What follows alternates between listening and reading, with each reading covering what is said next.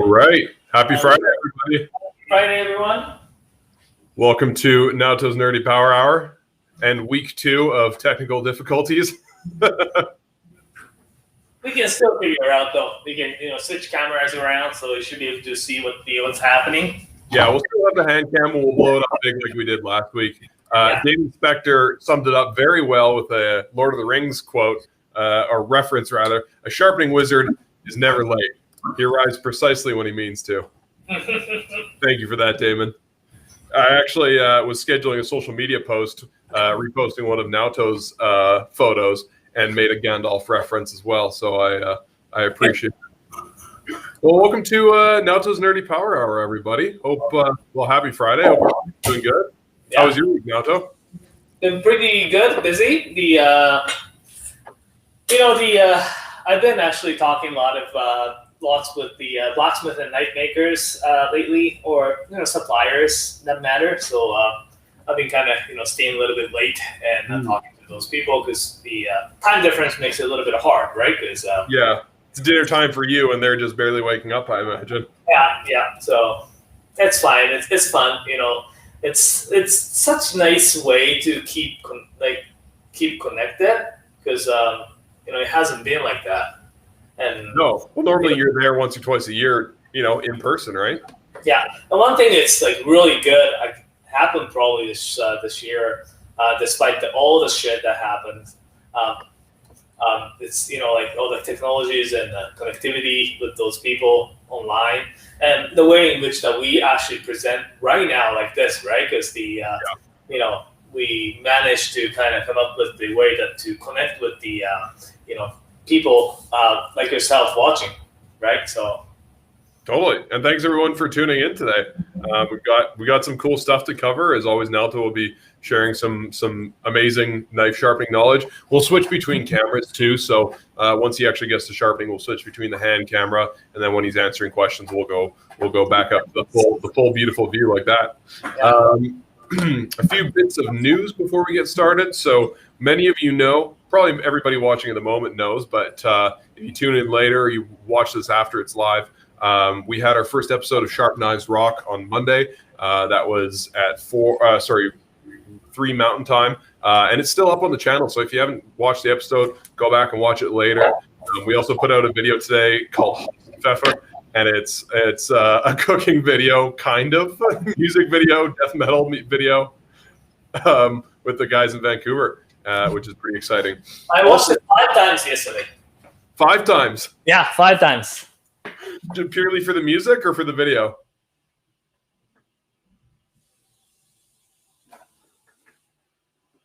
We'll guess it's for the music. Beyond that, if you're a chef or a cook, you work in the food industry, right now you get free knife sharpening at Knifewear. So bring your knives down. We're trying to support the local industry because dining rooms are closed right now. So bring your knives and we'll tune up for you. If you can bring them a couple at a time, we appreciate it. But if you're driving in from Banff or Fernie or something, then by all means, just bring your roll. We'll get them sharp and working good as new. Beyond that, we've got I got a few other things to talk about, but we'll cover that later. Sorry, folks, we're having a technical difficulty. 1 second. Hello? Okay.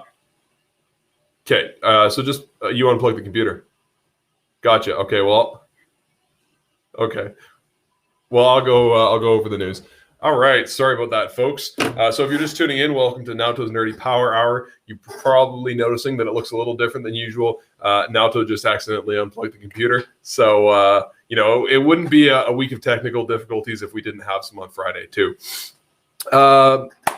Other bits of news, like I said, we're doing free sharpening for people in the food industry. We've got a new video up on our YouTube channel. We've also got a new blog up from Steve in our Edmonton store, and that just went up today on knifewear.com. That is all about how to use a santoku. So I know a lot of you watching are pretty adept when it comes to sharpening, but if you're looking to learn some knife skills, the website is awesome for that. Hey, and Keith Carlson from Alberta just tuned in. Hope you're doing well, Keith. Welcome to Naoto's Nerdy Power Hour. So today, Naoto's going to be talking about how to thin a knife that doesn't have a primary bevel.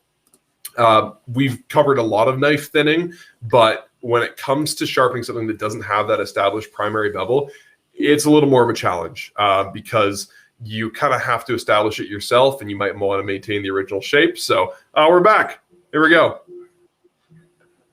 Thank you. Sorry, I was changing the angles, and it just touched the plug that. All good, man.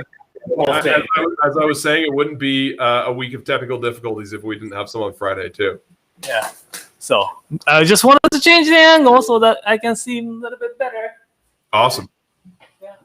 So do you want to? Oh, here we go. Damon Spector's channeling Usyk because Usyk hasn't made it yet. Hope to see him a little later. But Damon says 8 watching and only 3 likes. Come on, guys. Yeah, give the video a like. Subscribe to the channel if you're not subscribed. Keith Carlson on Facebook says, "Naoto, you sexy beast." Thank you. Hope you're doing well, Keith. Hopefully you're doing well down there too. It's Awesome. Well, do you want to introduce us to today's topic? Yeah. Today I am going to show how to thin your knife with the without the we call the primary bevel or the Morihei in Japanese. What that means is that most Japanese knives, well, lots of Japanese knives per se, does have this line right here. We call it the shinogi line or first bevel line. And a lot of knives, either single bevel or double bevel, does have this type of line right here. And this whole thing is called Morihei, the bevel right here. Lots of Western style knives. I do have one Jamie Oliver knife. I'm just going to quickly sharpen this one for mailing sharpening. How they are made is that they have that spine right here, and from the spine it's tapered straight down to the edge. So as some of the Japanese knives like these, it does have the spine like this and tapers it down this one. Better Japanese knives or the better knives in general, they should have a taper that is more of what we call it the convex grind. So as you can see how the light reflects here, you can see a little bit of curvature going on the side here, right? Where lots of knives here, the reflection is a lot more straighter. So there are more straight wedge like this, where these knives have a little bit more convex edge from both ends. Oftentimes, though, those knives do still need the thinning action because the knives like these with a little bit of damage at the heel. I don't know if you can. Oh yeah, here you go. It's a little bit of a chip like this. Once I remove the chip off, still need a little bit of thinning.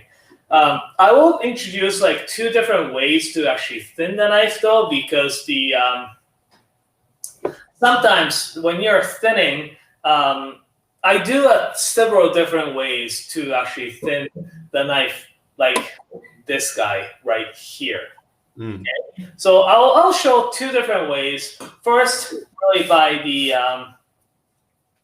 by better or easier way of doing it. So let's show you first. Basically, what I'm going to do is I'm going to grind this one. I'm going to grind the chip down. And I will thin in the way that I'm going to actually draw. And people can see me doing this. Can you do me 2 favors real quick, Naoto? Yeah. Can you just go to the gear on our software there, to settings? Yeah. And just make sure you have the audio input set to the mic there. Yeah. Thanks for your patience, folks. We just want to make sure everything's good. And then is your video resolution set to 720? Yeah. Awesome. Thanks, man. No problem. And thanks everyone that's just tuning in. Hope you're doing well, and happy Friday. So I'm going to actually change the camera really quick, show you a little like this so that it's easier here. So what's going to happen is that when the knife is sharpened like this, And basically, this is the point this is the point where basically the steel has been removed from this edge right here. So it was chipped, so I have to grind it down so that it's like this. I need to bring this back. One is full restoration. On the one side, I'll make the little bit more like a full restoration. Full restoration or full grinding or thinning is going to look like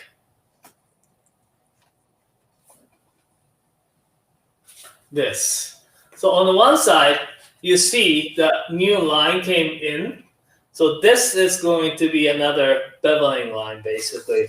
So you'd have to remove this much of metal wall from the one side, right? It is quite a bit of work, and also in order to make it really nice, even curvature like this, it's a little bit hard, right? So oftentimes, and also this will, basically this whole line is going to be a full scratch. I will have to either blend them in or make it really, really clean or make it really shiny in there, right? Where sometimes the technique that I use is it thins it, but the little bit down here, it's a little bit more like this, and it's a little bit more straighter this way on the side.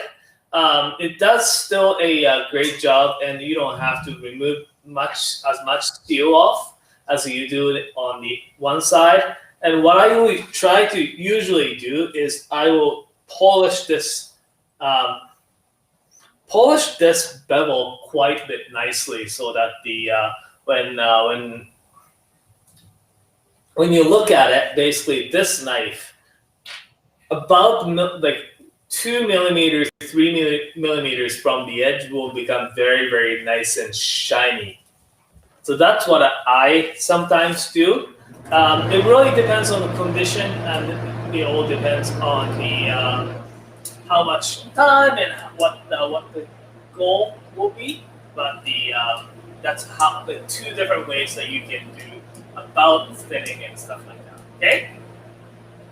Yeah, that makes sense. Okay. So what I'm going to do is do a little bit of fast forward. I'm going to just remove that chip on this knife on that wheel right there. Okay? Sounds good. I'll pop some questions from the folks in the comments in. Yeah. While we're doing that. If you're just tuning in, thanks for tuning in to Naoto's Nerd Hour. We're talking about how to thin a knife today that's got no primary bevel. We've talked a lot about thinning knives, and we've had lots of requests for it, but this is a bit of a different topic that can be a little more challenging for some folks. Sharpening a straight bevel or thinning a straight bevel is a much easier process because you just lay the knife flat and kind of press on the bevel. But doing this requires a little more angling and precision. So we got a few folks tuning in with some questions. Again, thanks everyone for tuning in. DJ Sergioto over in Europe there says, hey there, sexy folks from Canada. There's a lot of sexy talk for you today, Naoto. I think people must like your Knifewear shirt. Craig's Kitchen Rocks, who just got a Moritaka Ishime Meganakiri, is really excited to make some kimchi tomorrow. We've been talking about that through email over the last couple of days, and is going to make some, first batch of kimchi from what I hear, and has got a brisket on the smoker tomorrow as well. His Instagram post looks like fantastic. I'm excited and a little bit jealous. Yeah. So how did that go there, Naoto? It was pretty straightforward. I just removed the chips all the way here. It's pretty, easy. The profile was a little bit weird, so I did fix the profile as well. So there's no chip left. So I'm going to switch the camera again. Here. How's the camera angle look? Is it good? Looks good, yeah. Awesome. So what I'm going to use is that this Sharpened glass 220. It really requires quite a bit of grindings initially, so I'm going to do that first. For those of you who watched our first episode of the Sharpening Knife, Sharp Knife Rock, thanks for watching. We had fun. We had a lot of fun. Hopefully, for those who watched it, liked it as well. Yeah, and we're working on the second episode already. It'll be airing on May 10th, Monday at 3 p.m. Mountain Time. We'll be talking about the Knifewear garage sale and traveling to Japan and kind of some important things to know when you travel to Japan because, well, we've done a lot of it. We've been there a lot of times. So first step to thin this knife is that when you're laying flat on this stone, obviously you don't want to scratch whole part here, right? So what I'm going to do is give a tiny bit of angle like this. You see the bit of angle right here? Yep. Should I make it a little closer, the camera? Sure. Just a little bit. It'll be this close. Too close? Too close. Okay. There's like little thing that make it a little hard for. Because there is, yeah, I guess this is good. Beautiful. Okay, well, you know what? Let's do this. So what I'm going to do is lay super low on the and do back and forth. This camera angle is great because you can see if I'm actually holding the knife at the same angle. Good for training, eh? I know. It's like, oh my god, I am actually sharpening at the same angle there. So you're freehanding this angle then, basically. Yeah. You're just lifting it up slightly, but it's sort of guesswork. Yeah.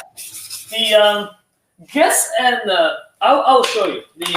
It is a guessing work, but at the same time, it is you have to check it all the time, right? So what I would do, and what I'm doing, is that what I'm doing here is have it set really, really low angle like this, and do a few strokes, and see. Like really, the checking as frequent as possible is really the key as well. And see where it's touching, where you're sharpening. So as you can see, what I'm going to do here is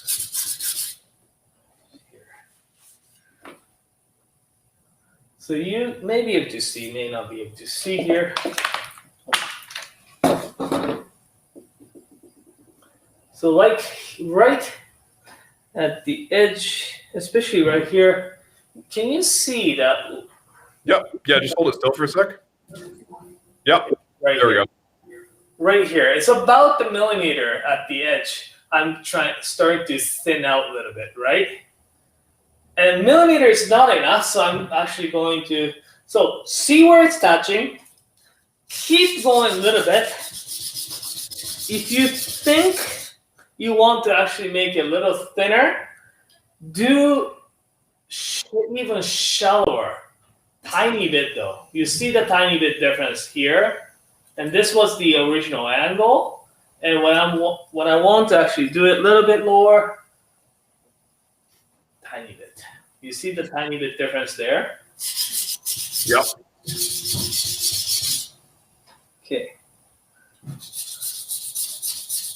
And it is very important for the stone to be flat as well. I just, I went at it and realized that the stone wasn't flat enough. So I actually went back and get that.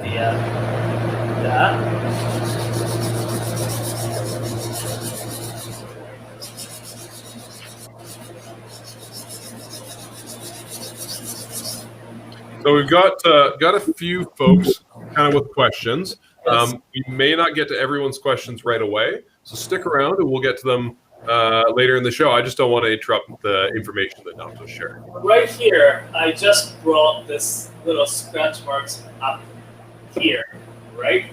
Yeah. I'm just gonna hold it. I'm gonna this. So here.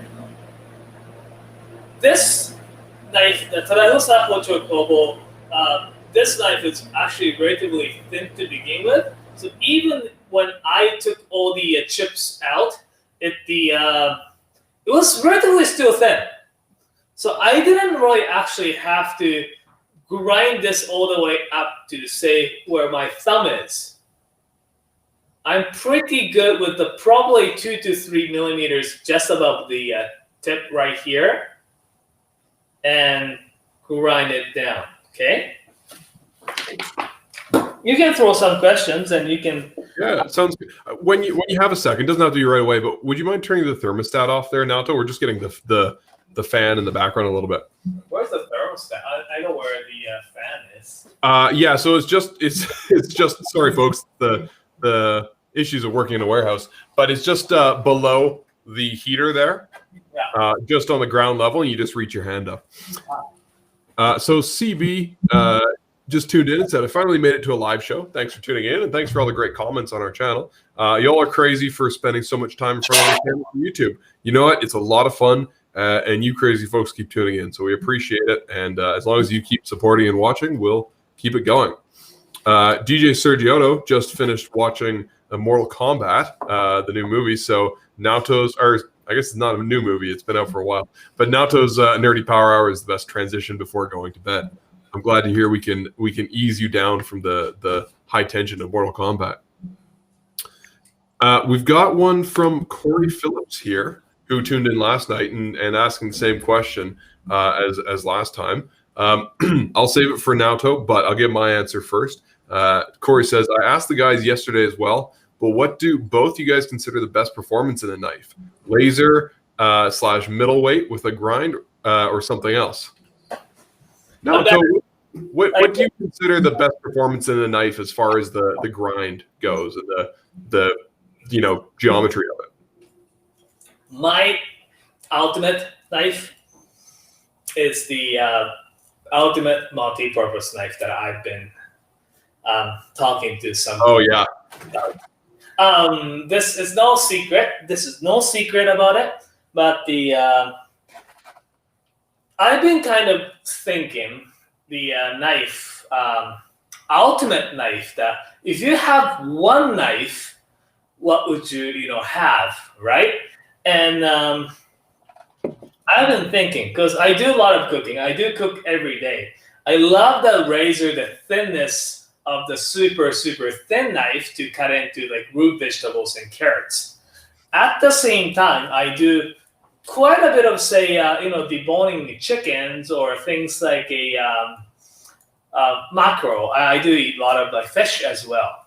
So I brought up this idea of ultimate kitchen knife and thought, how can you actually have the two of the contrary idea of the concept into one knife? And I will talk a little bit about how I'm going to actually sharpen this one as well. But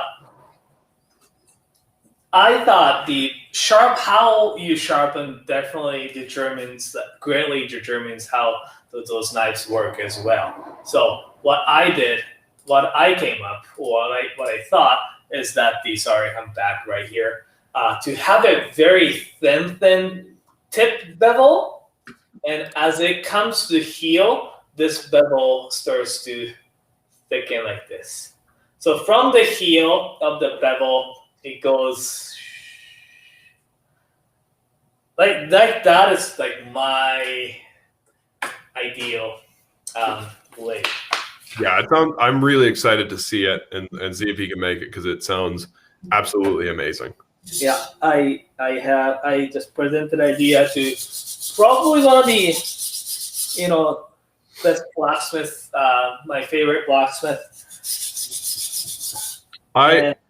So I'm gonna take the survival route, and if I only had one knife that I had to use, desert island kind of situation, yeah, I would go for a Scandinavian grind, just because that's what I've been getting used to. I've been using my like Hele knives and the Moras a lot for a lot of carving, and I have them to cook while I'm camping. I've certainly used them for a lot of butchery, and I would definitely go for like a Scandinavian grind knife if I could only ever use one knife. Right. Yeah, that's like my ultimate sharpening goal, to have them a little bit more best of both worlds type of edge there. So how I have been actually doing here, as you can see at the tip, you can see a little grinding upwards a little bit more, and it kind of tapers it down towards the edge or the heel here. Mm-hmm. And this is what I'm trying to get as well. The lower the angle at the tip,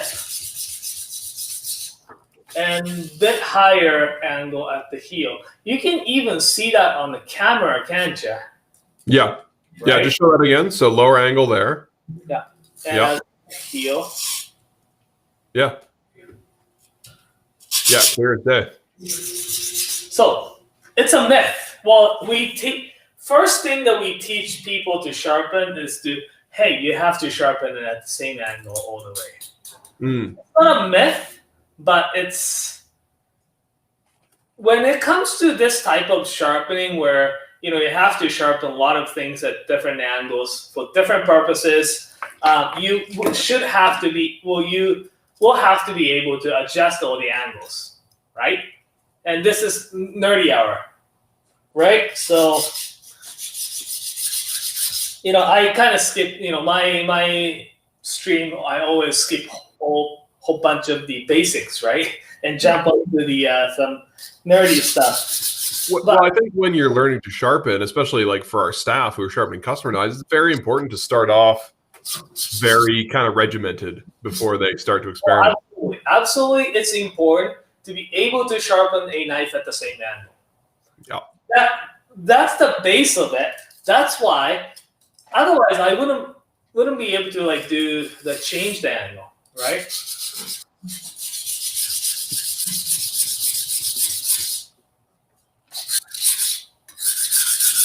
So if there's any question, just throw it. We got no shortage of questions. Yeah. Yeah. Here we go. I just really quickly I wanted to follow with a quote from Pablo Picasso because I think it applies to sharpening really well. It says, "Learn the rules like a pro, so you can break them like an artist." Yeah. Yeah. Which is absolutely true. Don't get fancy before you. I think it applies to most things, but don't get fancy and overconfident before you just learn how to do a really good basic job. Yeah. Okay, so we got a question from DJ Sergioto, and I know it's late for him because he's off kind of around the Mediterranean, if I remember correctly. I have a question for Naoto since he has infinite knowledge about Japanese blacksmiths. For how many brands / retailers is Yoshikazu Tanaka forging? Hitohira, Sakai Kigomori for himself, for Konosuke. What am I missing? Well, who is getting already? He's got his Kikomori, Hitohira. We're getting some Sakai O knives that's made forged by Tanaka-san, and the I don't know if it's a secret or not, but I was actually visiting Tanaka-san's workshop, and I saw some very famous names like it's a single bevel knives. It's not double bevel. So, but single bevel knives with the Masamoto on the blade as well. I was like, wow. You make Masamoto as well? And he's like, yeah. Yeah. Yoshikazu Tanaka-san, so Hitohira Kikomori, Konosuke, yeah, Sakai, Quite a few then. Quite a few. And a follow-up question from Sergioto. What is your opinion of his work? Oh, his work is... I was actually talking to one of the Sakai people yesterday. My opinion,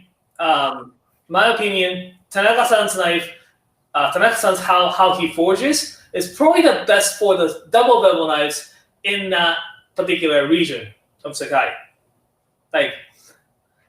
Because how he forges. We suggested for all Sakai to have a Kurochi blade. I'm just gonna switch that camera up a little bit as well, so I can talk to the camera. We suggested that the All Sakai to have the black finish that now they call a Sumi series, because black finish or the Kurochi, they leave the black finish on them. I wanted to show that because the black finish, leaving those black, will represent the forging work really, really well of the blacksmith. So what it is that he forges the blade very nicely from the tang to the tip, and it does it only by the forging process. Rather, if you polish them up, you could polish it. You can grind it down to make a taper as well. So really great representation of that. His knives is truly the Kurochi.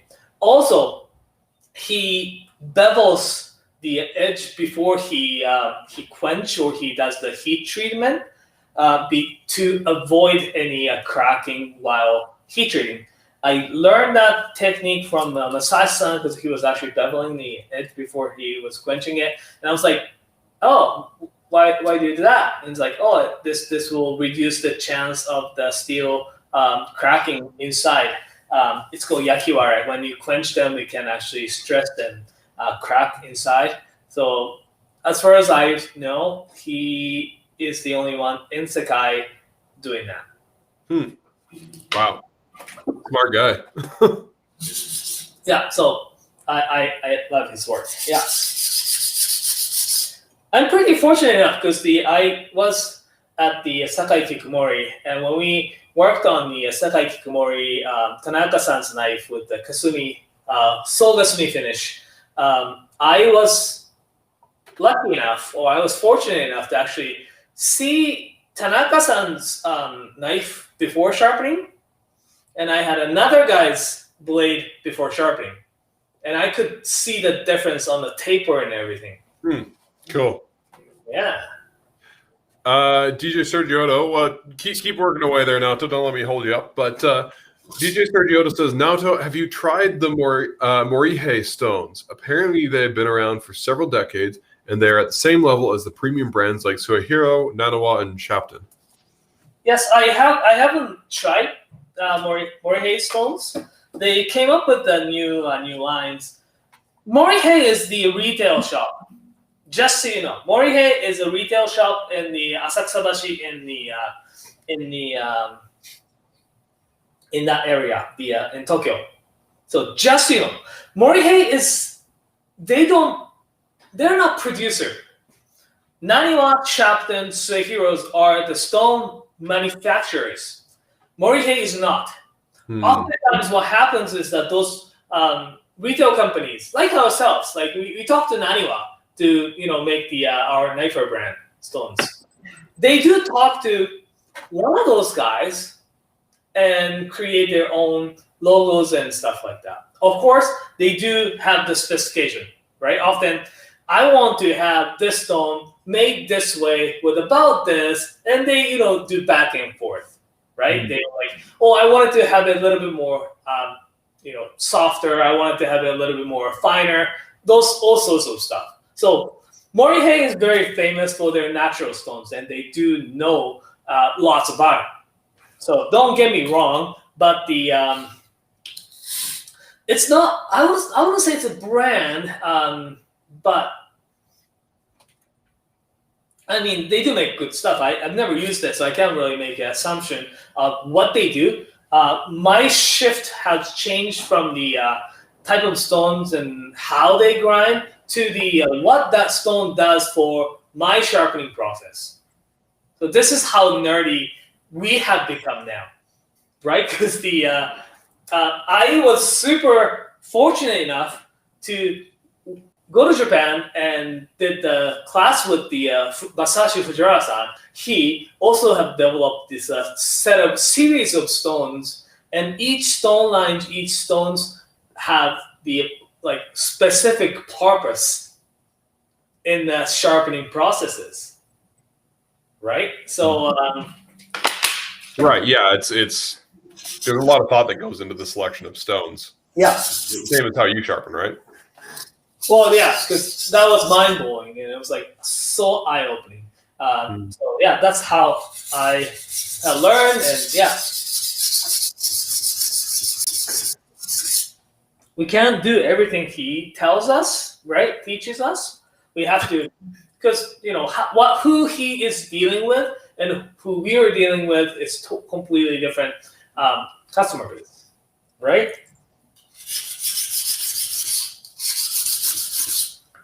All right. For those of you tuning in, we're sharpening a couple of knives today. This is Naoto's Nerd Power Hour, if you haven't seen it before. So Naoto there is teaching us how to thin a knife that doesn't have a primary bevel. This is the show where we get really technical and in-depth with knife sharpening. So if you're looking for some more basic stuff, tune in on Thursdays at 7:15 Mountain Time. If you're looking to tell terrible jokes and get awful answers to your questions, tune in on Tuesdays at 1 p.m. Mountain Time with Chris and Kevin. But if you want to be an absolute nerd with us and get some really technical answers to your technical questions, this is the show. If you haven't subscribed to the channel, subscribe to our channel on YouTube. There's a button right down there. And if you give us a like, it really helps the algorithm and helps us continue to do this for work. Damon Spector said a few minutes ago, there's 90 people watching, but only 6 likes. We can do better than this. Thanks, Dave. You're doing my job for me. Thank you. So here, you can see. So what I was doing is that this knife had a small chip on it. So I did grind the chip down. So I'm starting to thin the knife with the Sharpen Glassstone 220. What I'm doing here is that you see that the color, like I'm just gonna show you the other side here. So it's straight. There's no scratches on the blade.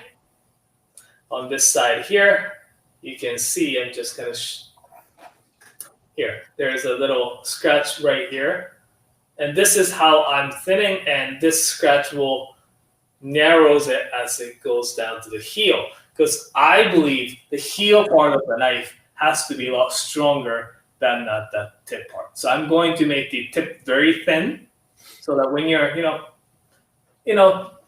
what for dice or when it says the wrong way of cutting the dicing or slicing, the tip will make it really, really nice and thin. Depends on whether you think Chris Lord is right about dicing onions or not. Well, it's always right when the chef tells you.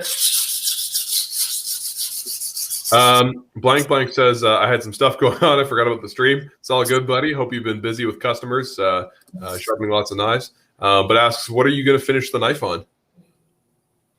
This one here, I'm probably going to finish the bevel with the probably Kitayama 6000 or something to polish it up very nicely.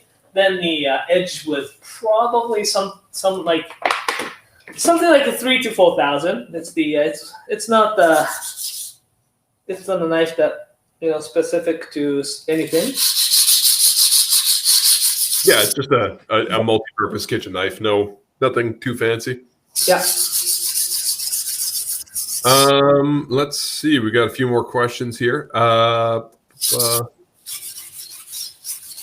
So Rob Carson here on YouTube said, I asked the Vancouver guys yesterday, but how much training do you think I need in sharpening to not mess up my Usuba?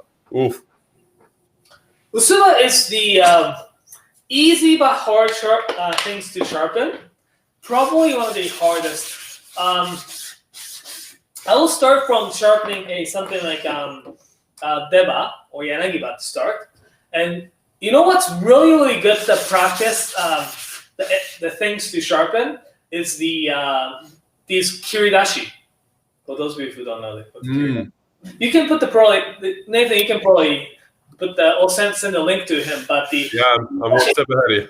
Yeah, this is this single bevel small tool, multi-purpose tool to usually use it for a like small crafts or cutting up wood or carving wood and stuff like that. But because how it's constructed, it's really it's a really good way to practice your sharpening skills.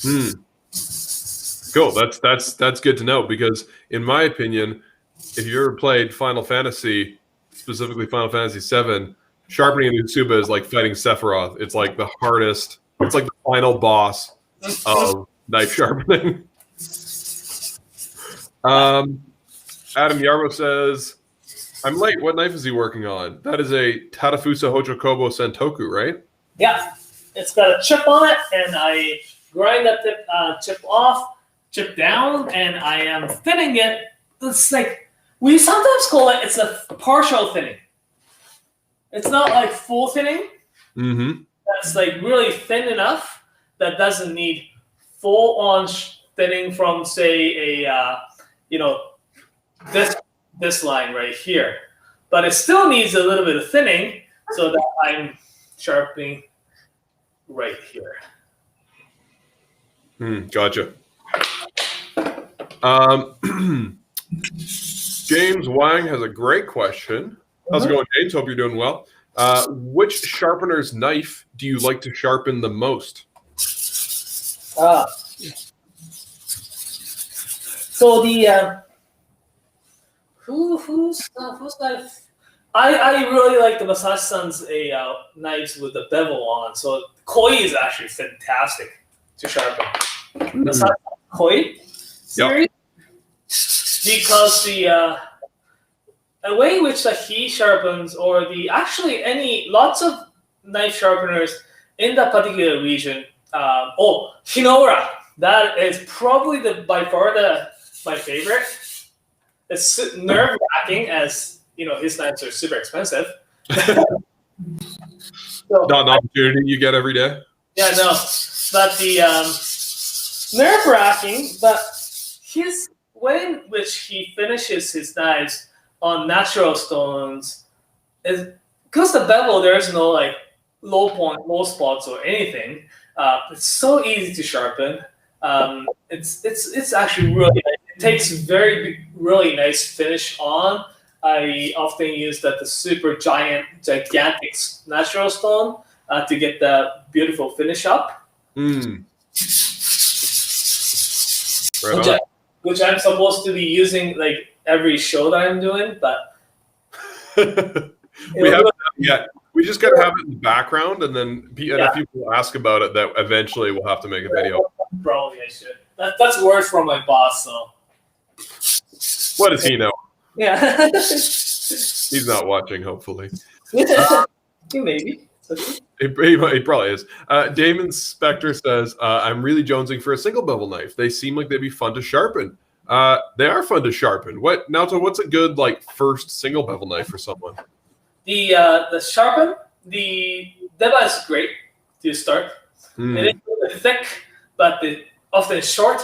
So you can often, I would probably start from the single bevel like a 120 to 150 Deba. That's a little bit easier to sharpen and get used to. Yeah. The carve on this Deba here, carve on this is quite a bit. They even have a little bit of warp on this way as well. So that makes it tiny bit more difficult. But it's like anything, you have to get used to, right? So. Yeah, absolutely. I mean, just take it slow. Don't rush. There's no reason to rush. Flatten your stone. Yeah. Craig in Nova Scotia says, just realized something watching Naoto tonight. I bet his fingers are as accurate as a set of calipers. I'm only half joking. I imagine so. Like this, right?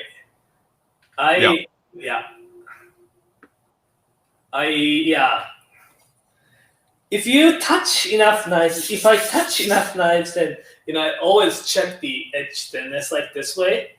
Start to realize, be able to tell which side needs a little bit more thinning and stuff like that. Which is kind of crazy. It's the kind of thing that you just kind of become second nature after you've been sharpening knives for 9 years. Is it that you've been doing this? Yeah. Yep. Been a while. It's been a minute. Great question here. Really frequent question from John Johnson. Any tips for sharpening the tip? I can never seem to get the front of the knife as sharp as the rest. That is a common problem, John. You are not alone. The easiest way to keep the same angle is the probably best to have. Let me see if I can actually have that angle a little bit right. Okay, this is good. I'm going to just make it here. Okay. Okay. How about that? How's that? Oh yeah. Here Oh you yeah. go. Good. It might go out of focus. It might be a little close, but let's see how it looks. So when you're sharpening, I'm just going to use something that's okay. I'm just going to use something that I'm not sharpening right now. Say if you're holding a knife at the 15 degree or something like this, or sharpening like this, right? At the tip, really easy way to tell. Well, not easiest, but I usually push down where I want to sharpen and let the knife rock it upwards a little bit. So here, this knife, it's got the little carb right here. So when I put that on the stone right here and press down where I want to sharpen, it naturally rocks upwards. And hold it and sharpen it like this. You see, it is going to be much higher angle than this part, right? This is my regular angle. This is my tip angle. You see the difference there? It's naturally, it just like naturally curves up like this. Okay, make sense? Hopefully. Yeah, I think so. And Craig joined in with some helpful hints. It's awesome when the viewers, especially the frequent viewers who have done a lot of sharpening, tune in with advice to help out folks in the comments. So he said these guys can give details, but you would want to raise the tip off the stone so the angle is a bit higher. Also sweep to the side a bit with the curve of the tip. Right on.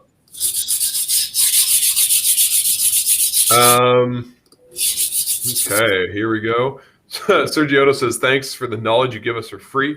We'll tell you what, if you want to compensate us, hit like. You've probably already subscribed to the channel, but hit like, because hitting the like button genuinely helps us be successful on YouTube and do more of these. So that's all you have to do. Yeah. And sure also, apparently he's in a chateau in France. That sounds fantastic. Thanks. Alrighty. I could, so here, as you can see maybe here. Can you move the camera back a little bit? It's just not quite able to, it's a little close for focus. Too close, maybe. I'm just gonna actually move that to, because I need to change the angle to do that.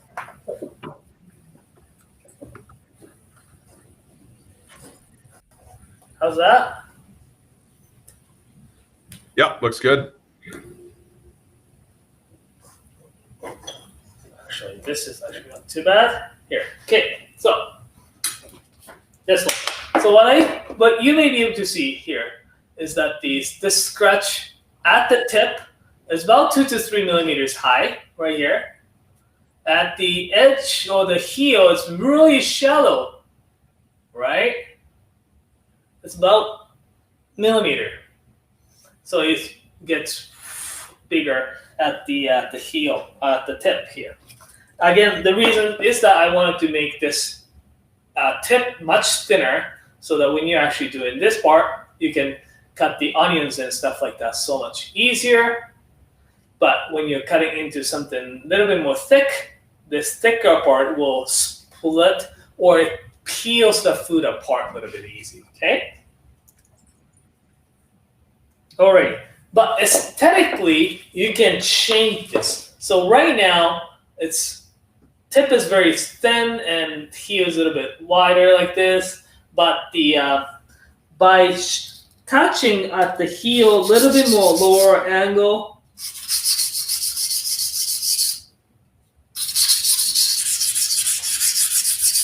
you can make this bevel as wide but but functions differently.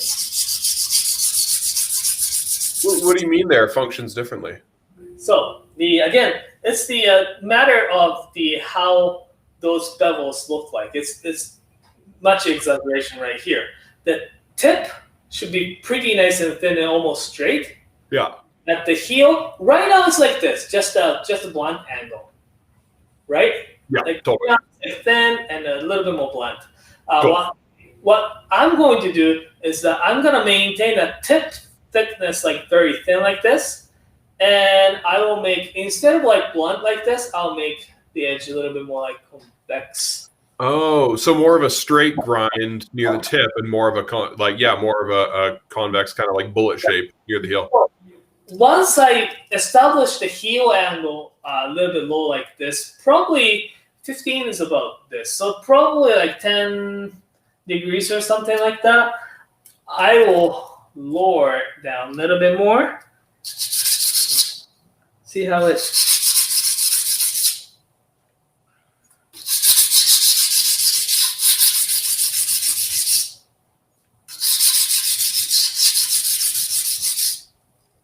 How's it? It's pretty low, right?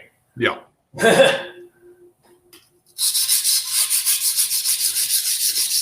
By the way, if you sharpen your knife at this angle whole length and just do it, it's just going to be sharp, but it's going to be so brittle, fragile. So don't Gotcha.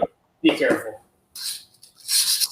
Mark Gonzalez says, hi, everyone. First time posting here. Well, thanks, Mark. You guys stream early Saturday morning Japan time. Yeah, we were just talking about that earlier because Naoto's been on a lot of Zoom calls with a lot of folks in Japan. You said Tanaka's forging is the best from the Sakai region. Who do you rate overall as the best in Japan? That's the question I get asked, and I, Are you nice to give an answer? You know my answer. Yeah, I do know your answer. There's a certain blacksmith that Naoto is very fond of. Yeah, the best blacksmith that my favorite blacksmith is the Masashi Yamamoto-san. The reason being is that he's great because he is really experienced. He has this great idea of how the kitchen knife should be, and also he does forge and he sharpens. That's big.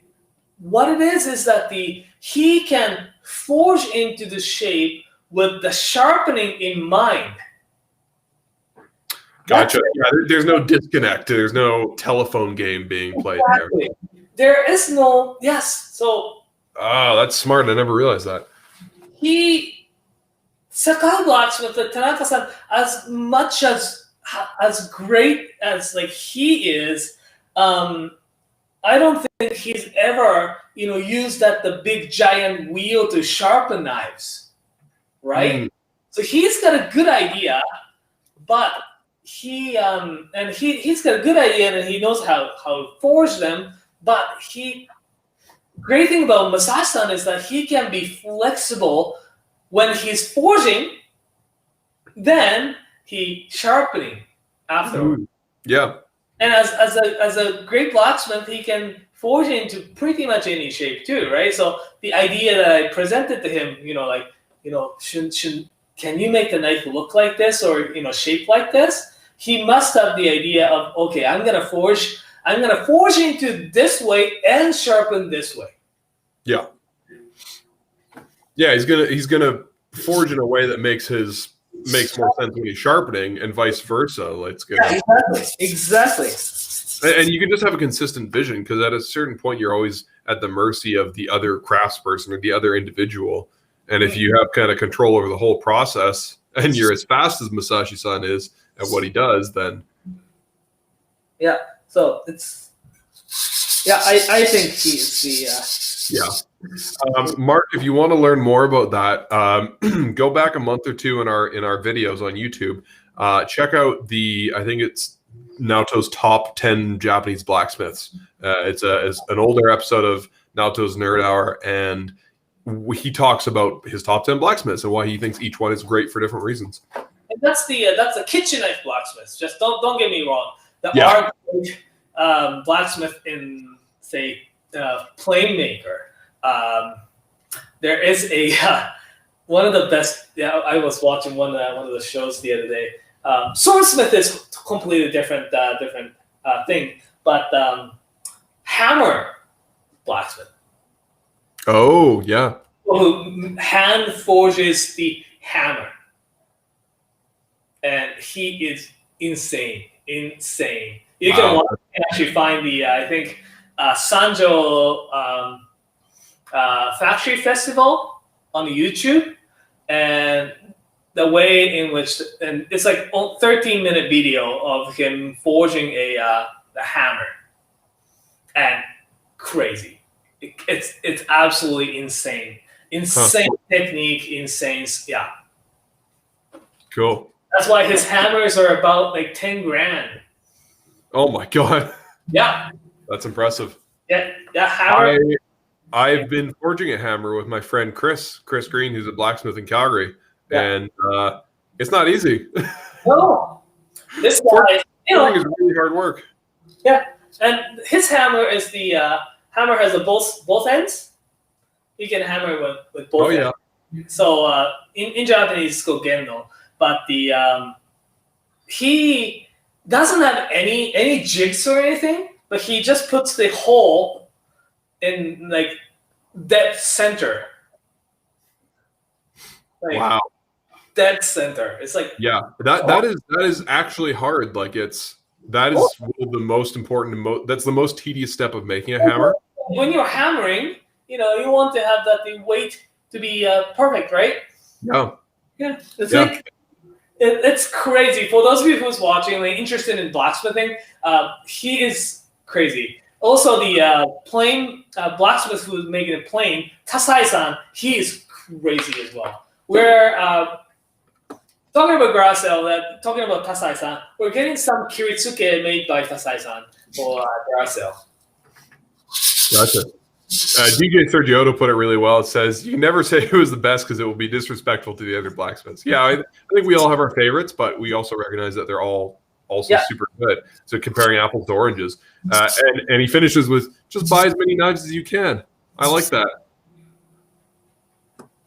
Okay, so just going to show you how it starts to look like now. Alrighty, so just going to try to find out the best angle to show. Here, maybe. The black if the background is black, that's a little bit easier. Yeah. But I made the bevel, even this part, a little bit more higher. It was a bit I can see a little bit better. Mm-hmm. So it's a little bit actually taller than it was before. I'm just gonna stop, see if it focuses, move. Sometimes there's a minimum length you can be from the lens, so you might just need to move it back a little bit. But I can see that. Like you can definitely see how the bevel changes a little bit further down the knife. Yeah. So this part, the tip part hasn't changed much. I kept it at the very low angle, and I made the bevel a little bit more higher at the heel. So very thin at the tip. A little bit higher, like about probably this at the heel. Then I lower it down a little bit like this to even out the whole bevel here. So what had happened is that the tip is pretty much like straight, the heel a little bit much more rounded, like a like what you call it, the convex grind. Cool. Are you doing the second side now? What's that? Are you doing the second side now? Yeah, I should. That was okay. Well, we're gonna do a speed round of questions because we've got lots of great viewer questions. Damon Spector says, if you guys open a shop in Toronto, I'm gonna apply for a job. The kitchen is tedious now because of the stupid pandemic. Understandable, Damon. Naoto used to work in restaurants. I worked in the kitchen for 8 years. Most of our employees used to work in restaurants and eventually got tired of it. It's great as it is. Fun fact, we were supposed to be opening a Toronto store this month. That was our plan 2 years ago, was to open in April 2021. And so if the pandemic hadn't have happened, we would have this Toronto store by now. But, you know, pandemics, they're fun. So hopefully in the next couple of years. Yeah. Can't believe, yeah. Okay, just scrolling back a little bit. Man, you guys are asking great questions today, so keep it up. Sorry for taking so long to answer them. Adam Yarbo says, are you guys currently sitting on all the new knives coming in for garage sale? Yes, we are, Adam. Yeah, we're slowly building things up. So yeah, we've been stockpiling because it's hard to get knives. So we've been stockpiling the unusual stuff. The garage sale is in less than a month. It's in like, holy God, shit! It's in like 3 weeks. It's May 17th to the 24th. Yeah.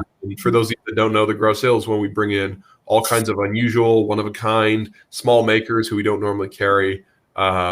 Just like a ton of variety. Really cool stuff. For those of you, I just switched the hand with, from the right. Yeah, this. I do it because it gives you a lot more consistent look, but you don't have to, because took me quite a while to get used to actually doing this. Right, needed quite a bit of practice, and I don't think many of our colleagues are as comfortable doing this. Yeah, not me. I wonder if Francis does that at all, because he's pretty sharpening. He does. Yeah. But, and I think our buddy James, who's watching, does the ambidextrous. Yeah. So, like, for those who's not comfortable, it's always safety comes first too. You can hold it this way. Yeah, that's what I do, and it gets pretty decent results. If you're not going for absolute perfection, it does the trick. Because it's all about function as well, right? So exactly. Yeah. CB says, I'm a noob. What makes an Usuba hard to sharpen? Usuba, in order to maintain that the flatness, Usuba is pretty dead flat. And in order to maintain a flatness, it's hard. Two, Usuba is hard because the edge angle that I'm sharpening like this way, like the thin at the tip and a little bit thick at the heel, Usuba is actually naturally sharpened that way. Oh. If you don't know, you'll be making that the little screw up. Pretty easy. Three, Usuba is because that is probably one of the thinnest single bevels in kitchen knives, next to probably takobiki. The fuguhiki. It can work very easy over time, not from only the sharpening, but it just to have the two different types of steels, laminated together. They can pull each other in different tension, right? So if you are not quite sure how to fix it or how to see it, it is really easy to screw it up.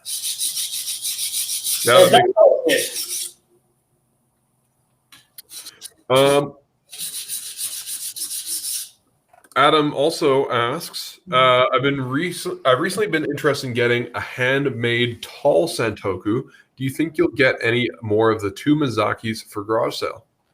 Mizaki is kind of hard. I'm hoping to have some, but it may not get here by garage sale. Tall one, we have the. I'm sure we still have some in stock. Sakai Kikumori Aogami number 2 stainless clad santoku is quite tall, I believe. Yep, we've got that tall bunka. Is that the Sakai Takayuki? That one? Oh yeah, that was super tall. That's a really tall one. Yeah, forged by Togashi-san. I don't know if you still have some. I'm not sure. I'll have to check it out. I'll pull that up in a second. I'll link it in the comments if we have any in stock. And we have actually some of the Miyazaki-san's Hakata knives are quite a bit tall as well. Yeah. I was just going to say, this is something we did last week. If any, we are sold out of that tall bunka. Well, we'll get more of those, right? Yeah. Hopefully in time for garage sale. I do have them older. Yeah. Sometimes, production and stuff like that is hard. Yeah. Yeah. Something we did last week, which was great, was Usyk and Blank and James had all sent me some photos of knives that they've sharpened or refurbished, done work on. So if anybody ever has knives that they want to show off that they've worked on, that they're really proud of, or knives where they've, they want to learn and they want some kind of critical feedback from Naoto, feel free to email them to naoto@knifewear.com or nathan@knifewear.com. Probably best if you send them to me, because then I'll pull them up on Naoto Sharpening. But if you did want to email Naoto with questions, that's his email right there. Chris last week sent me an email about how to thin, and I told him to get back, and I did get back to, give me a little time to think about it, and I was gonna draw diagrams and stuff, and I haven't done that. Sorry if you're watching. I'm sorry. I'll get back to you.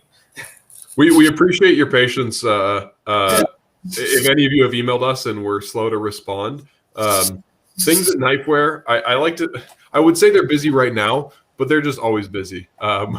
We all have pretty wild jobs where we're always doing new things, so sometimes we're terrible at answering emails right away. So thank you so much for your patience. Okay. Yes. So Sergiotos asks, let's wait. How's that going, Naoto? Good. So it's got it's pretty thin from both sides.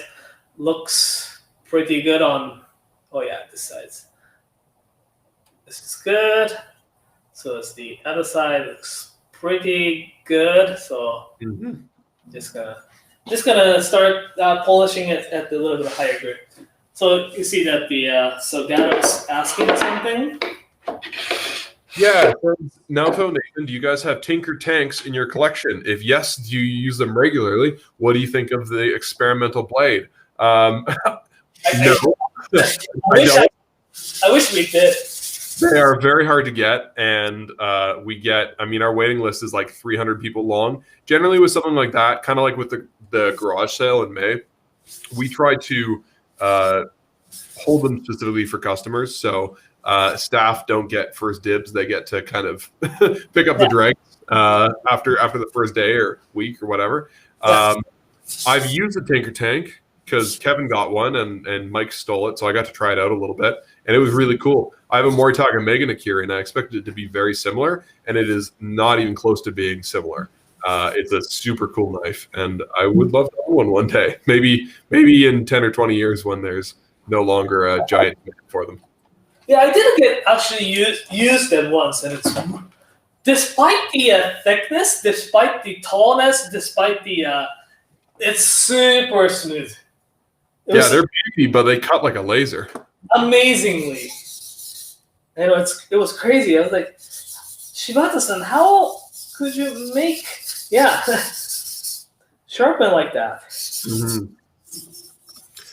John said thank you for the tips on the tips, how to sharpen better, and they're going to try that out next time. It's a little bit of a practice. Yeah, it just takes time, right? Blank says you're thinning way lower than I do on those knives. I think it's just it's a practice thing. It's something that Naoto's done a lot of. Hey, it's a thinning, right? So I do put the last edge with the 15 degree like this. So it should be fine. And you may be actually sharpening at the very low angle as well, because you don't get to see this angle like much when you're sharpening as well, right? Because sometimes like I'd be surprised, like, see, oh my god, is this my angle? Like, right? Mm-hmm. Because I usually watch the knife from the top. I don't get to watch from this side, this angle. Of course, yeah.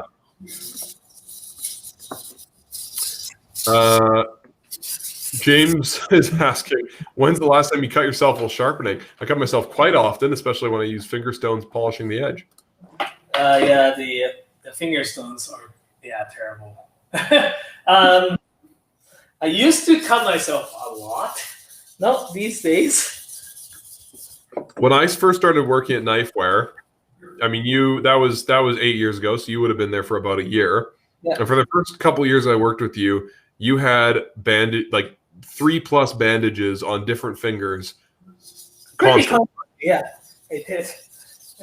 Once a week minimum, you came to work with new cuts on your fingers. You know what? I think that's the way to learn too. No? Yep. Yeah, you guys are a lot braver than me. I cut myself pretty badly doing an axe one time, the same way you guys use finger stones, and I'd never sharpen like that again. I would never use finger stones the way you guys do it. It's crazy. Yesterday I was first time actually using it fully on this guy here, like vertical wheel right here. I'm just gonna change the camera. Hello everyone. So this here, the wheel, that's a basically smaller version of what the knife makers use. It spins like this. For some reason it's bubble split, but I was using this yesterday, and it was nerve-wracking because the way I have to sharpen on this one is that the what spins on that way only, right? So I can't put the edge this way. I can't put the knife edge towards me because it just jumps. Yeah. Right? So I had to hold the knife this way. But when I do it on the other side, I have to actually change the hand doing this, which isn't the best thing to do. So no. But yeah, but it actually went pretty good yesterday. So nice. The one of the pick that I did yesterday on my Instagram post, the initial grind, the thinning was done by that one. That was Tokiharu or the Haruki Goma. That was super thick. Yeah. It thinned quite a bit. So that was initial thinning was done by the vertical wheel. Cool. Rafa Molina says hello from Spain and asks how to reestablish a round tip to a pricking tip again in a Santoku single bevel. Is it always a Santoku single bevel or a 50-50? So basically what they're asking is they think they have a Santoku single bevel. Are Santokus always 50-50 or are there single bevel ones? And if so, how do they get the roundness on the tip back? So if you want to see the knife is either single bevel or double bevel, look at a back. The back of the single bevel always has a little bit of concave here. It's a cave. It's the cave down here and the flat all the way.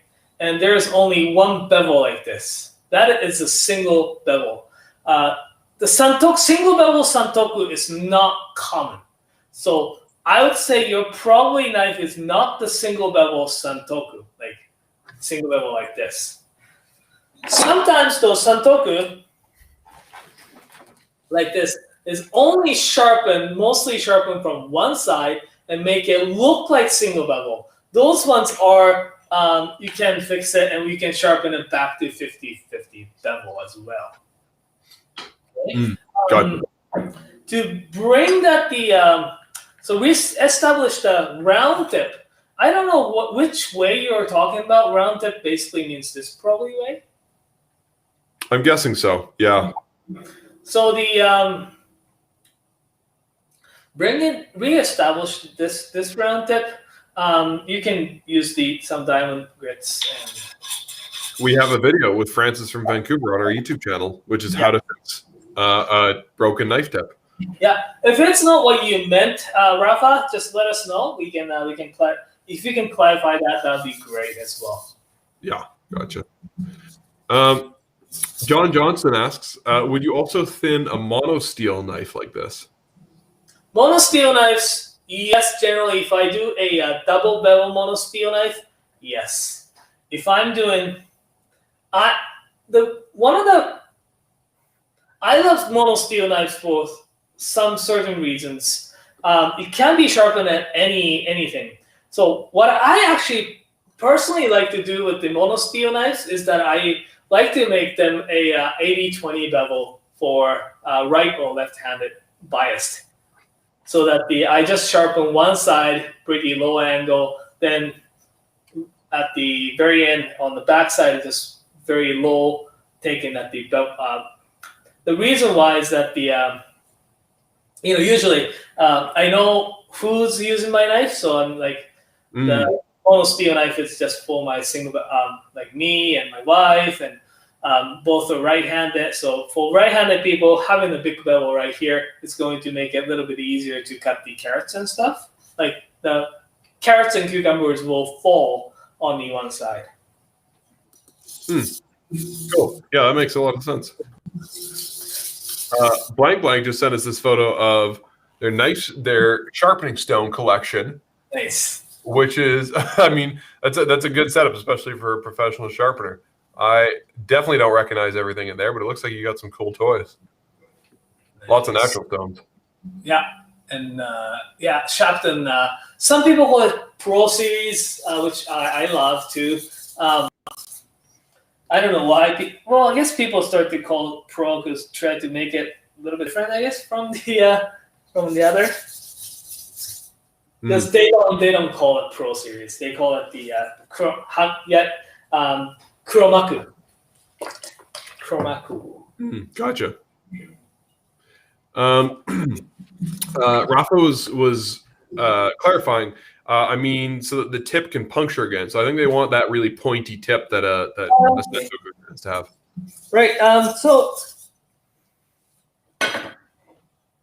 if that tip of your knife, there's a camera. If your tip of knife becomes too rounded upwards so that it doesn't poke again, one of the things that you can do is that hold the knife at the same angle at the tip part. Then don't move it like up and down like this. Just keep it at the same angle. Just go back and forth. That will, as long as your stone is flat, you're going to make this part straighter and flatter. Do it until you make the shape like the one that you like. Then you start to carve a little bit to make it a little bit more like nice curvature to it. But if you want to make it straight, hold at the same angle, make sure stone's flat, and just go back and forth at it. Cool.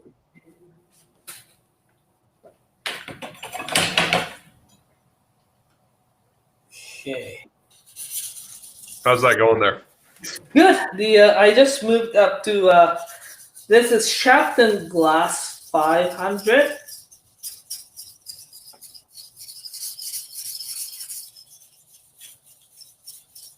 And so why, I mean, often you wouldn't have a 500 between, a rough stone and a medium stone. Why are you using that 500? It was pretty scratchy, so I wanted to see how it go. It was a little bit more experimental. Cool. Than anything, Yeah, makes sense. Okay.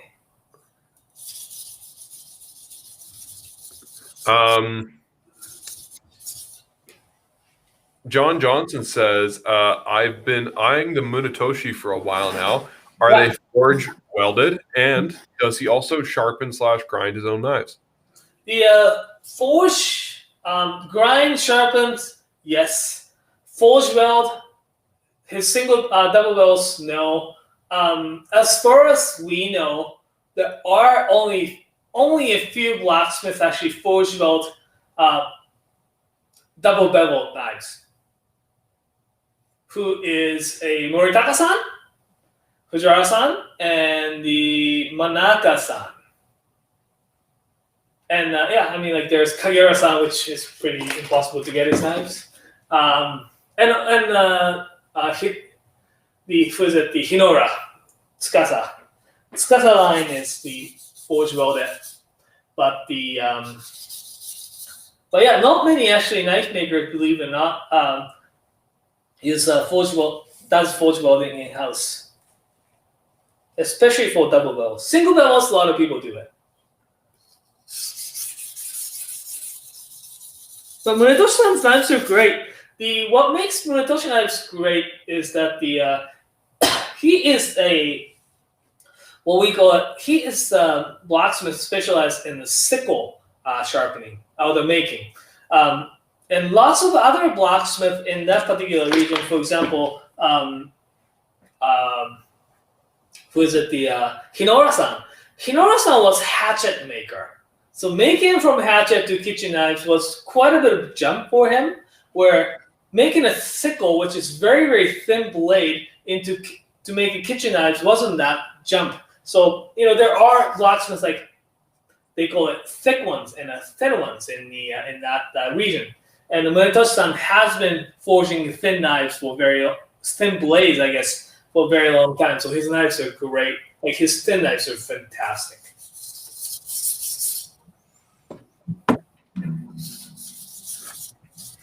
So how's the process going there, Naoto? I'll show you here. Start to polish up a little bit. Yep. It's hard to see.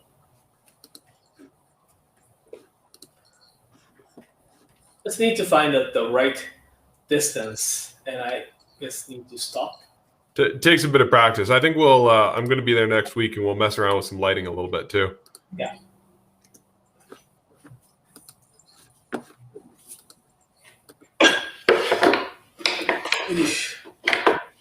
And so what are you going to move on to next? One of my favorite stones, they're 2000 grit. It's fantastic stone here. It's not too hard. It's very responsive. When I'm sharpening, feels that it's got enough cushion, and it creates a slurry very easy and fast. And so you're jumping from 500 to 2,000 there, hey? Yeah. Cool. I'm just messing around a little bit, I guess. So James has a photo for us again, which I'm always a fan of James' photos too. That's the Kato. Nice. Yeah. James said, here's his comment. Speaking of polishing jobs, I recently mirror polished my used Kiyoshi Kato Gyuto. Just sent you a photo via Instagram. And that is crazy. The Kiyoshi Kato's knives, they are not polished. It's very, kasumi, or it's almost like a just wheel grind kind of look to it. That's how good the mirror is. Yeah, from there to there is absolutely crazy.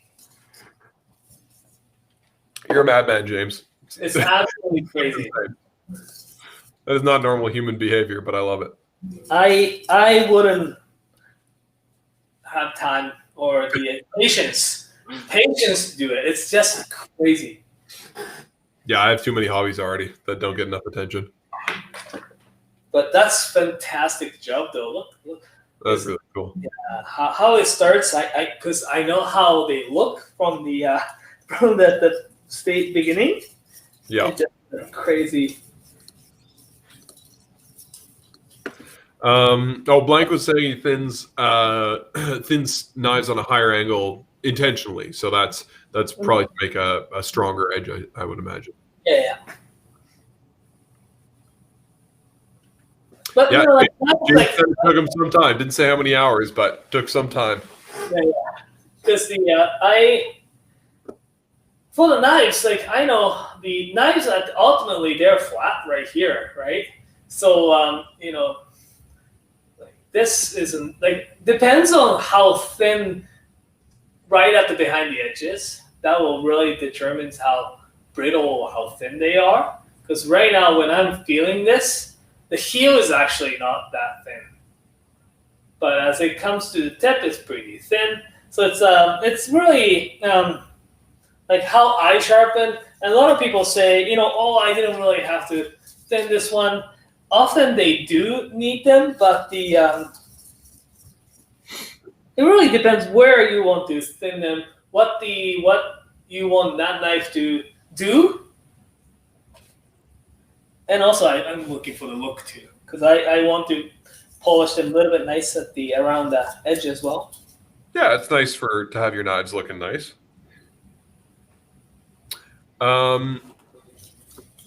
James is asking. James Dean says, "Are there usually a variety of grits for finger stones?"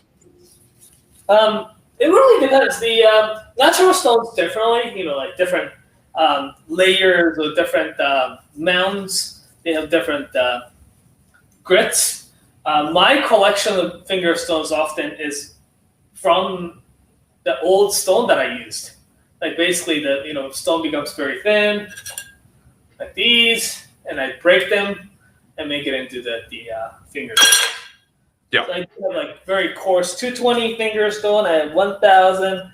I just found this 4,000 small stone that was like broken off, kicking around. So I was using this as stone as well. So yeah. Yeah, it's good to give those like old stones that are worn out a little more use. Be able to use them a little more. Yeah. Sergioto has the last question for the night. Says, "I see that knives from Takata no Hamono are popping up more and more around the community, the knife collector community.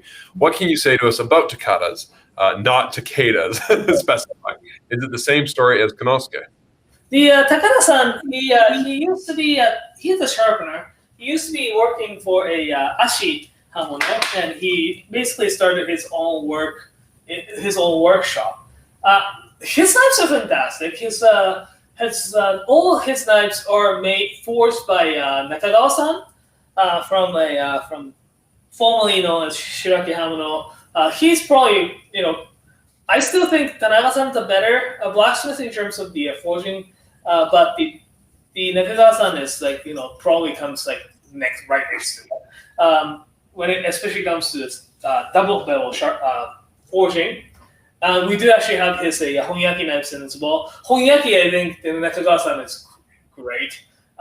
There's Ikeda-san, Yoshimi Ikeda-san, and those famous people. But Nakagawa-san's because great thing is that Nakagawa-san's still pretty young, right? So he's up and coming, and he's got a lot of future behind him.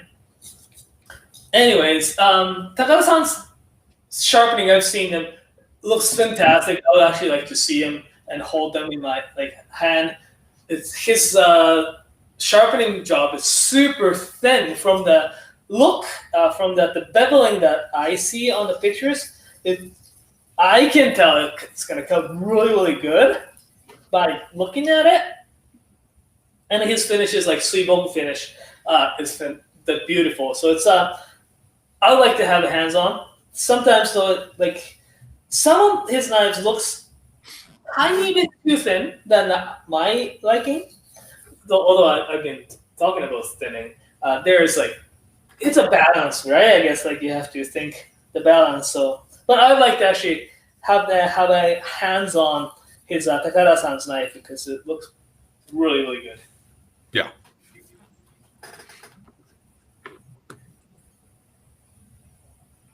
Yes. So yeah, I'd like to actually have a chat with him because he looks pretty pretty Well, cool. hopefully you can go to Japan soon and actually talk to him face to face.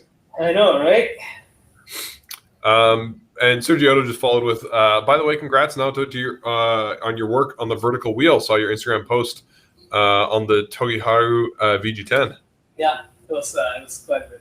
But not only this one, because this one will grind from both ends to often make it concave grind. So I had to be very careful because I did it initial grind, then I moved to this guy, make sure there is no low spots. That was quite a bit of work.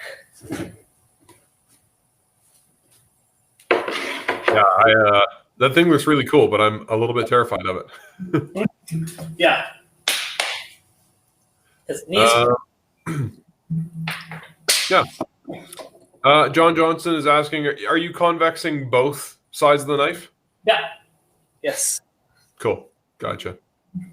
You could, again, control it if you want to make the more like a single bevel cut, like when you're cutting into it and the food falls on the one side, you could make one side a lot more convex and the other side a little bit more flat.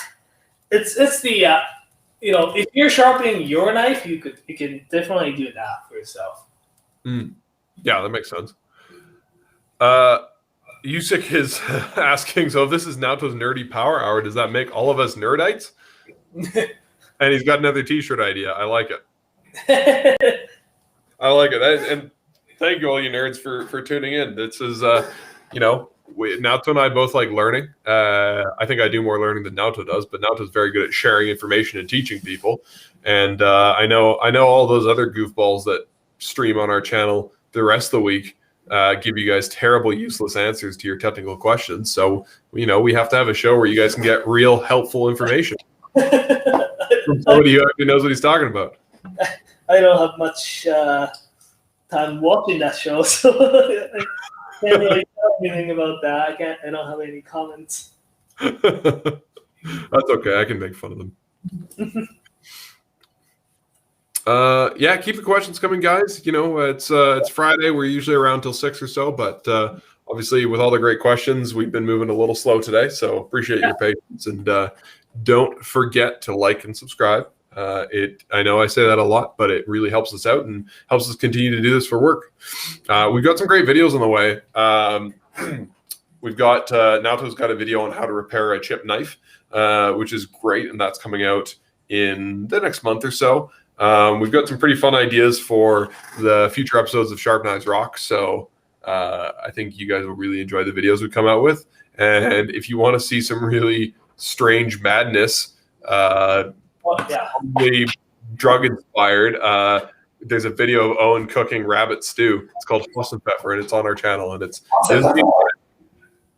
if you have headphones on, just be careful because it's loud. Sauce and Pepper. It's pretty great. Yeah, it's great. Are we actually making that the sharpening stadium thing into like YouTube, or are we just keeping it in at the end? Yeah, that'll be up soon. We were just figuring out how we were going to edit the last little bit because the footage from Monday wasn't super great. So we might just have a to be continued at the end. Right. But yeah, we'll have that out in the next couple weeks as well. Yeah.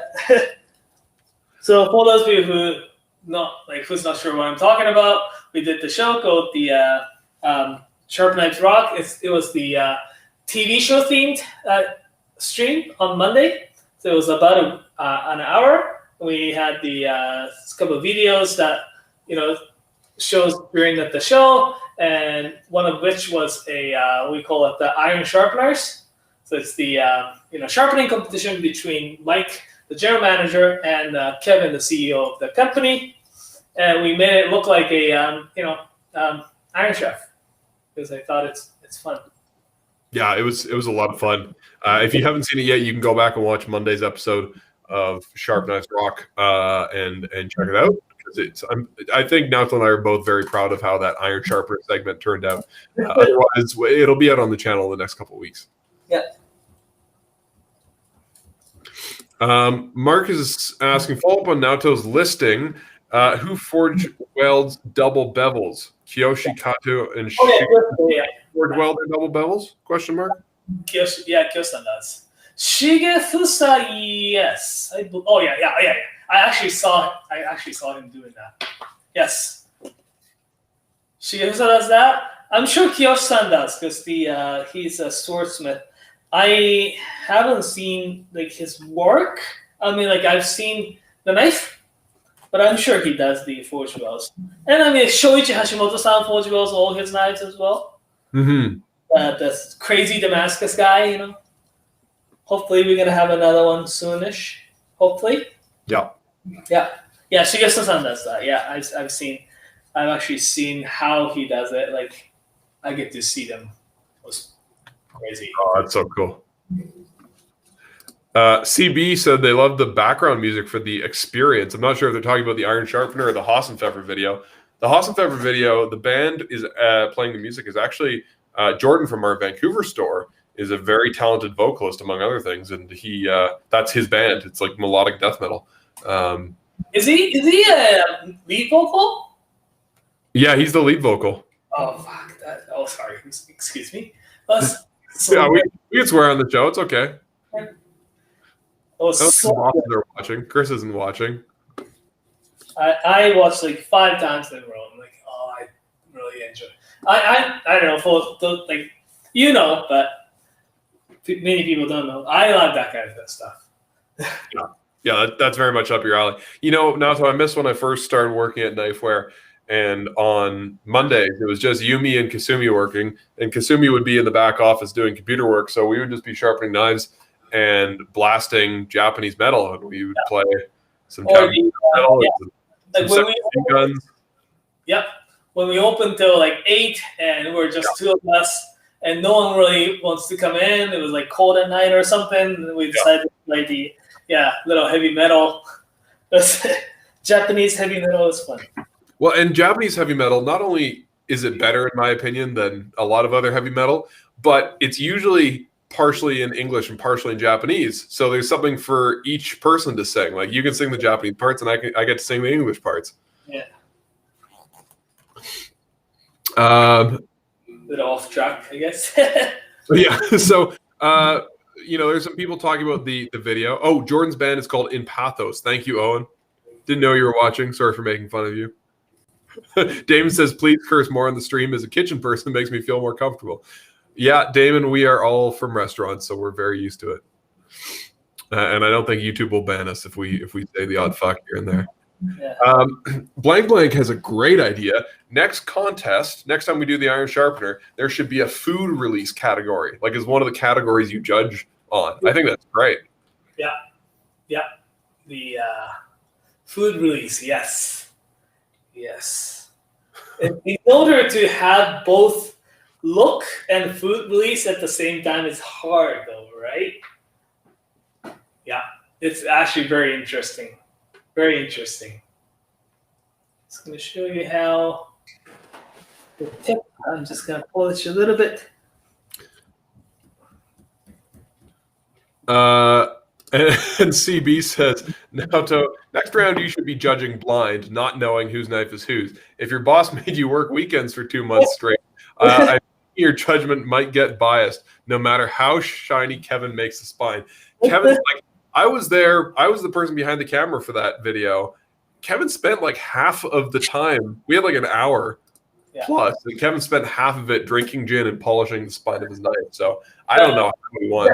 Just so you know, the spine wasn't even I didn't even consider the spine as a judgment. No. Judging criteria. Only thing though is the when Mike was using the finger stone, he should have worked on this way rather than the other way. Yeah. He was doing it in a vertical. That made a little bit, Mike's Achilles' heel is that he likes techniques that are new and he's just learned about. But often they trip him up a little bit because he hasn't done them before. Yeah. I think that's what happened there. So he was like very honest judging actually for me. There's no script there. Like we had a script and stuff, but I don't think anyone was expecting Kevin to win. I know he talked a big game, but I don't think any of us thought he was going to win that contest. Well, the Sorry, Kevin, but yeah, it was very honest judgment from me, and he's done the last part, the cutting the phone book. He was pretty good because he left the edge pretty rough, so it was actually cutting into, bite into it quite nice. So yeah, he had a quite little bit of advantage on that one. Although I because Nathan, we decided that the secret category, we've decided way before we actually shut the yeah, that was, I mean, it was all sort of predestined, right? There wasn't any trickery there. No, because we basically talked about it, and like I came up, it's going to be really fun to actually see that paper is being cut, and we usually test the smoothness of the edge with the we have a whole bunch of phone books kicking around here actually. So I was like, yeah. I can't believe Mike had to drink that sharpening water coffee. That was that was terrible. That was terrible. Wes made us some regular coffee afterwards, and it was very delicious. But I was honestly tempted to try the sharpening water coffee because it doesn't scare me that much, and I was very curious how it tasted. But you know what? If we were filtered, but if it was a press coffee, sure. Yeah, the way in which the siphon works, it leaves all the gunks and things in it, right? And that doesn't do anything. Oh, the bottom of it after we poured out the coffee was disgusting. Yeah. It was really gross. I was scared Wes was going to destroy some of his fancy coffee gear, but I guess the siphon's probably easier to clean. Yeah, I know. It's like, I guess it doesn't clog up as much, right? Yeah, probably not. It's just got to become a little bit. Oh yeah, that looks nice.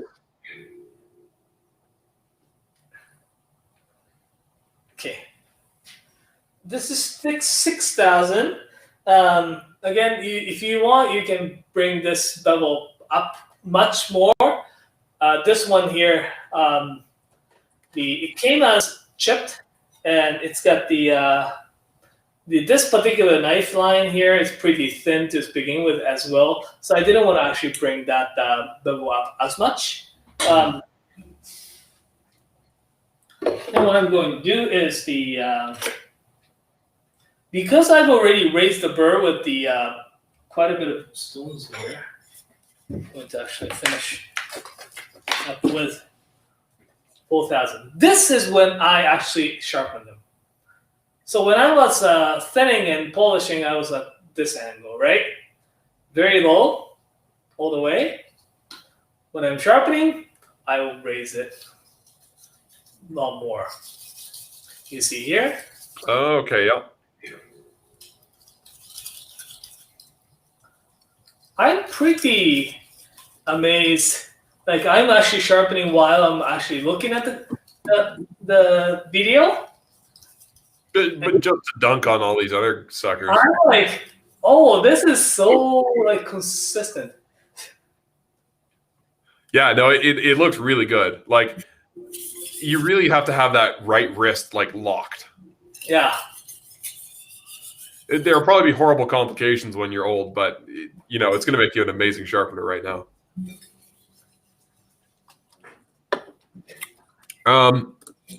Blank has a great question from a while back. Says, well, sort of comment / question. The thing that makes me wonder about the Shapton glass is how they can slurry but wear down slowly at the same time.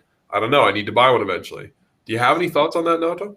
The maybe slurry is more of the steel that's being ground than the stone that's ground themselves. That's probably what it is. That's why it doesn't wear as fast. Okay. Maybe. Yeah. Yeah, that would make sense. Oh, cool idea from Damon here. Oh, what are you doing there? Not use cutting test. Yeah. Okay, so no, but hold on. Before we go do the question, what does that test tell you? Why do you roll the paper like that?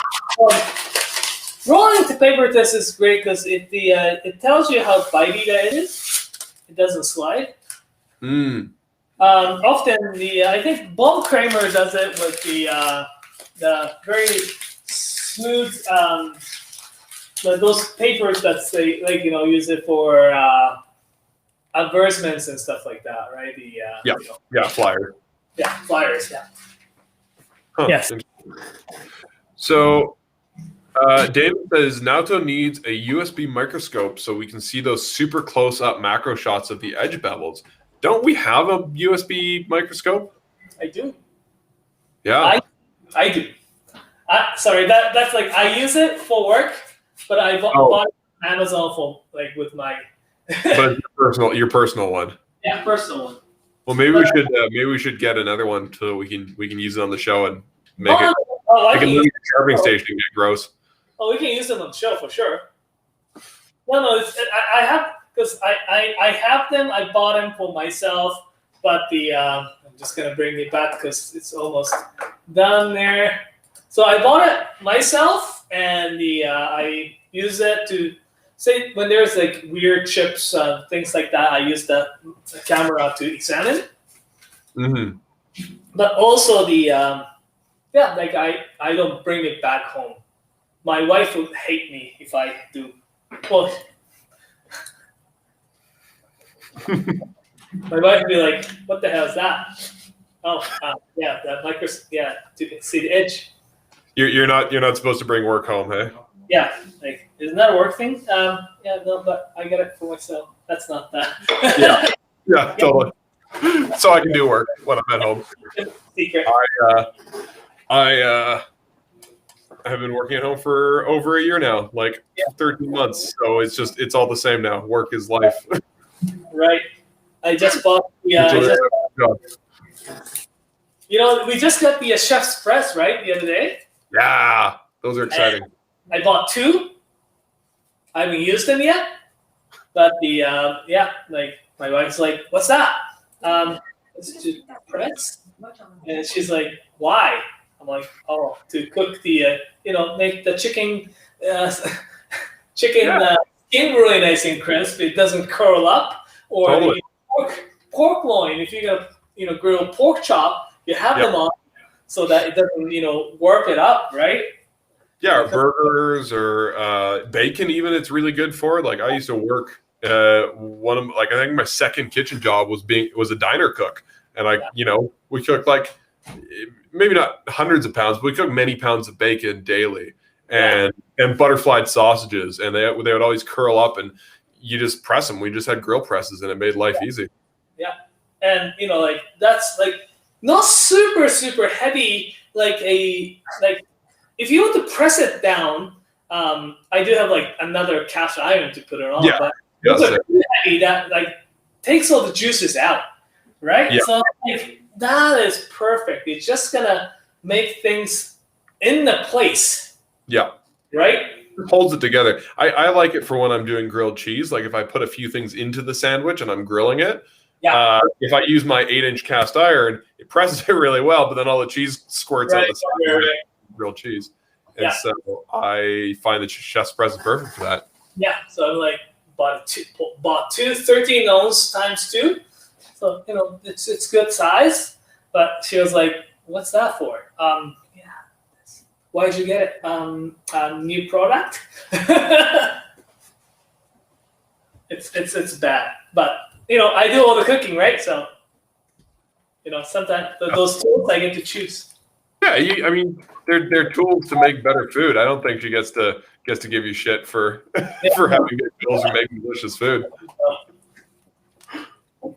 I'm hoping she's not watching. Oh, she won't be watching. If so, hello. I hope you're doing well. John Johnson says, "How long would this normally take if we weren't bombarding you with questions? Because it did take you 2 hours to sharpen tonight." Yes, I'll be honest. I start using this wheel first, then polishing up. So it's 20 20 minutes. Yeah, like this wasn't. It wouldn't have taken that long. Like probably 20 minutes or so. Yeah. This one. Again, I didn't have to remove that much of steel off, because it was thin enough. So yeah, 20 minutes. Oh. But because of that, because I did everything by hand and everything, it's just different, right? Yeah, that makes sense. And we're talking the entire time. Yeah. And Damon says a 40 times USB microscope for Naoto is like $40 on Amazon. Yeah, I've got to get a few other things. We need to. So, if you've been watching for a long time, first of all, thank you. But we're slowly working on upgrading our setup. Technically, I'm going to be at the warehouse next week, so I'm going to mess around with the lighting on Naoto sharpening station. Hopefully, get improve the look of the shots a little bit there and mess with that. So. Yeah, I need to order some stuff on Amazon, so maybe we'll grab you a microscope too. My microscope, I don't know if it works with the Mac. It works perfect on my phone because you just basically download the app, and Right. that shows the image will be shown on the phone. Yeah, but I'm not sure how it works with the PC. Yeah, we'll try it out. Desktop, yeah. Oh, here's a question. So we're almost done today, folks. But if you have questions, we got 5 more minutes. You can pop them in the chat there. Beta Winner is just asking, good Tsujihiki with a wah handle. Depends on what you like to do. Fujimoto's are great. It's great price and it's really well made. I love the Hamilton SLD series, and the tip is kind of nice look to it too. The way in which I've seen actually being manufactured or made, the bevel is actually quite nice convexity to it. And the way in which the Fujimoto Hamiltons are polished, it's actually got a really nice smoothness, so it glides through pretty good. Takeda-san's are pretty good as well. It's pretty thin. I love Takeda-san's knives to actually cutting into the piece of meats instead of like carrots. Like yams, root vegetables. Takeda-san's knives may be a little not thick, but the angle that's been sharpened is slightly bigger, so that it wedges teeny bit. But when it comes to slicing down raw meats and stuff like that, Takeda-san's edge is fantastic for that. Mm. And always don't forget Moritaka's. Like Moritaka's skinny, nice long blades are fantastic. They're so nice. I do want a Moritaka, like one of the 360 Tsujihikis eventually. But that Fujimoto hammer tone, I mean, both Fujimoto Tsujihikis are really nice, but the hammer tone's really sexy looking. And the tip is super nice. Pretty well made, right? So. Yeah. Oh, here's a good question. Back to the more kind of technical sharpening stuff. Blank is asking, any interesting things you've been experimenting with when sharpening? And Blank, I think you should tell us what the most interesting thing you've been experimenting with, because I'd like to hear that too. But Naoto, what is it?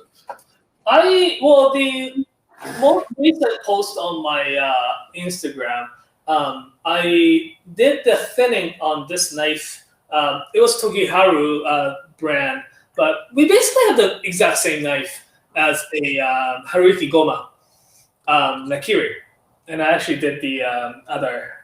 He had 3 knives, Gomas, same knife came in, and it all needed quite a bit of thinning. So I did practice on this vertical wheel, which was very scary, but I actually made it quite nice. So I need a little bit more practice. And also, that particular knife has the Damascus finish, stainless Damascus with the really nice smoky, shiny finish. And because Nathan, that knife, we've been carrying it as long as we know, right? Like we've been around. Well, the Knifewear's been around. Yeah. And I have not been able to get that perfect finish back on. Like I polished them a little bit nice, and I polished them left it a little bit more. But yesterday, the combination of the stones that I used came out be really, really nice. And one of which the finishing stone I used was this guy here, I think, or this guy. Yeah, this one. It's not named and it's not on the production yet, but the this one here is called in Japan they call it as a Goken Hayabusa 6000 grit. They are not be able to export them because some sort of a chemical composition that that is not really allowed in North America or anywhere else in Japan, like binding tool. So they've actually started to develop some of these stones without that particular binding chemical. Oh, interesting. They have not really done production. This is one of the samples, and I used it on this, and it worked really, really well. And what I did is that I did the combinations that right before finishing up this one, I used something like a Sharpen 4000. That's fine. And I used, say, Kensho K3000. I smoked that so much. I did 6000. It doesn't polish that. And I used the Knifewear 4000. And I did use that. I'm like, ooh. So I did a lot of experimenting, like from different combinations, different stones. So that's something that I like to work on. It's aesthetic, but it's important sometimes. Yeah, totally. And it's fun to keep pushing yourself and learning new things. Blank says they've been mostly diamond stropping compounds and diamond bonded resin stones, trying to get a good bevel mirror finish on pocket knives and hanging hair test passing edges. So working on a lot of stuff right now. Yeah. So it's great. I've been more, I guess, focusing on the bevels and look. Definitely that last edge sharpening is something that I can definitely look into and improve on. One of the things, I guess, it's good and bad, but again, we're working with the kitchen knives mostly.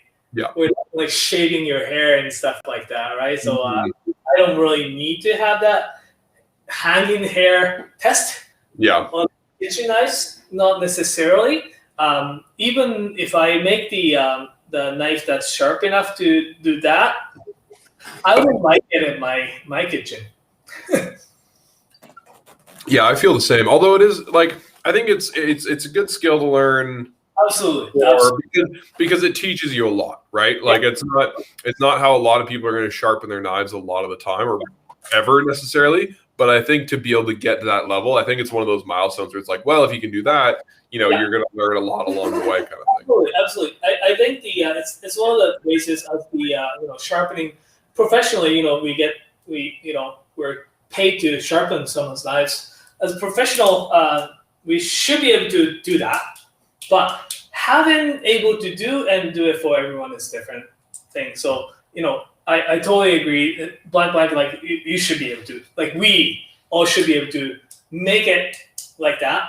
Then adjust accordingly, I guess, to what knife you're sharpening, who you're sharpening for, knife condition of the knife, and all sorts of stuff, right? You're mute. Oh, thanks. It's 6 on Friday, folks. So if you have any last minute questions, feel free to get them in the chat. But I think we're gonna sign off. So Naoto can go home and I can go. I don't know, have a beer.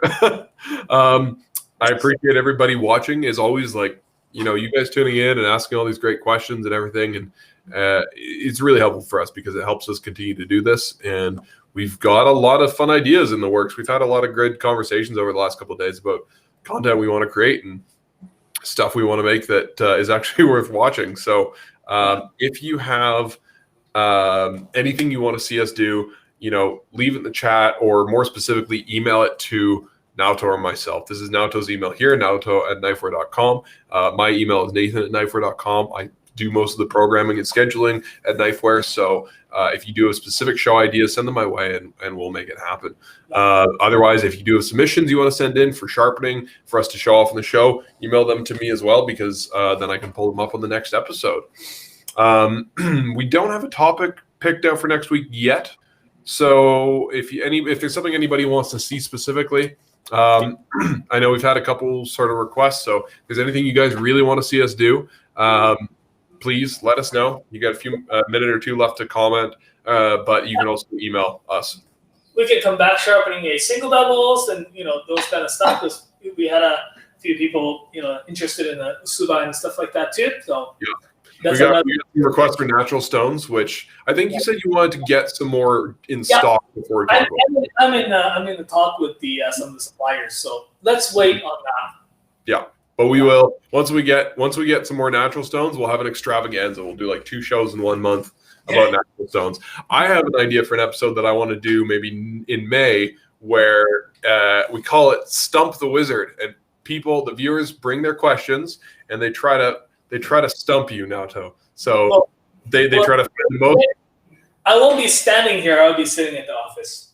Yeah, totally. But they're going to find their most difficult sharpening questions for you, and you're going to have to try to answer them. So I think that'll be a lot of fun. But sounds good. Yeah, Well, last bits of news before we sign off. Again, if you subscribe to our channel and like the video, that helps us out a lot, and we appreciate it. We got a new video on our channel called Haas and Fefa. Owen and Jeevan in Vancouver with music by Jordan's band in Vancouver. And I'm just looking for the name here because I keep forgetting it. In Pathos is the name of his band. So check that out. It's kind of a weird cooking music video. Beyond that, we've got Japanese Knife 101 on Tuesday at 1 p.m. next week. Kevin and Chris are telling the story of King Kappa, which is the ill-fated TV show that they tried to create. It was probably a terrible idea, but Kevin had this vision for a TV show that he wanted to make, and so they traveled to Japan and spent 10 days writing it, and then they went to a convention in Banff and tried to sell it to a bunch of executives. And well, watch Tuesday's episode to hear how it went. I think next week on Thursday at 7:15 Mountain Time, the guys in Vancouver, we promise they'll have their technical issues sorted out by then. They will be talking about how to maintain your stones and your strops. So talking about flattening, cleaning your stones, keeping your strops nice, kind of the whole 9 yards. So you can tune in on Thursday for that. And then, like I said, we don't have a topic quite yet for next Naoto's Nerd Hour on Friday, but we'll have something soon, and we'll see you then. Otherwise, if you're a chef, bring your knives down to Knifewear. We'll sharpen them for free for you. And I think that's all the news I've got for the day. Naoto, you got anything before you sign off? That's great. So yeah, like we've been helping chefs in the store, like the places.